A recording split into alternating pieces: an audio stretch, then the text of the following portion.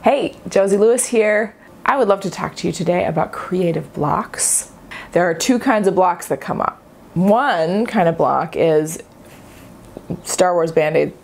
One kind of block is you are in the studio and you don't have ideas.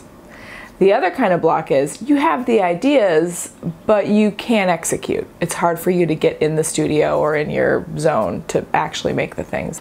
I want to talk about some of the reasons why those things might happen and also some solutions to how to get through them. Okay, creative block 2. Creative block 2 is you're lying in bed, it's 3 a.m. and you have 100 ideas.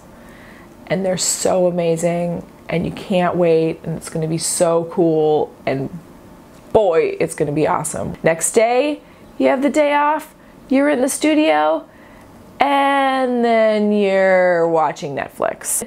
And then you are watching YouTube videos. Hey! Or you're going through the box that your mom gave you from papers from when you were in middle school and you're reading them. Don't do it.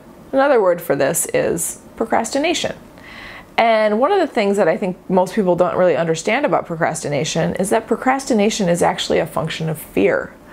Because we may have these ideas, but we know that when we start working on these ideas, which are glimmering little shiny baby stars of ideas, and we will win an Oscar or a Pulitzer or Sexiest Woman Alive because our ideas are so good. But then we know that once we start on those ideas, they'll shift and change and they won't be as good as we thought, and maybe it's going to be hard and we're going to suffer a little bit. So then it's really easy to just not start because that process can be kind of painful, the process of reconciling our ideas to reality. Procrastination may be a function of perfectionism.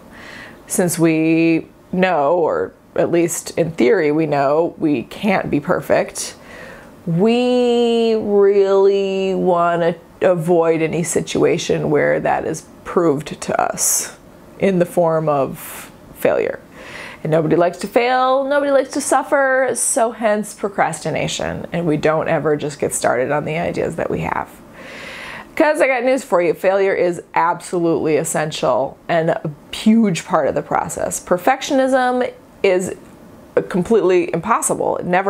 You never achieve it. It never happens. And in fact, it wouldn't really make the art that good anyway. Sometimes it's easy to put those ideas up on the shelf and just gaze at them. Oh, they look so pretty. Those wonderful ideas. And maybe you could talk about them with some people. I have this idea for a screenplay. It's gonna be so good. I know, I'm gonna make these paintings and they're gonna be awesome. I have this wonderful plan for a cookbook. It's gonna be great. I know it. Everybody's gonna want it. It's nice. It's nice when they're just over there, those ideas that never get wrecked when we actually get our dirty mitts on them. It makes it a lot simpler. I don't have a super tidy solution to the procrastination thing, except my own experience, which is when I am going through procrastination and I actually just start, it's never as bad as I think it's gonna be. I never fail quite as terribly as I think is possible. Or if I do, it doesn't really matter because I'm in it, I'm doing it, I'm active. It changes the whole game just to start. And actually a lot of people have told me that too, that when they just start, they just pick up the pen, they pick up the brush, they pick up the weird baby doll thing that they're gonna paint a lifelike face on. As soon as they just do it, everything is awesome and they're able to create just like they wanted to. All right, guys, thanks so much for watching.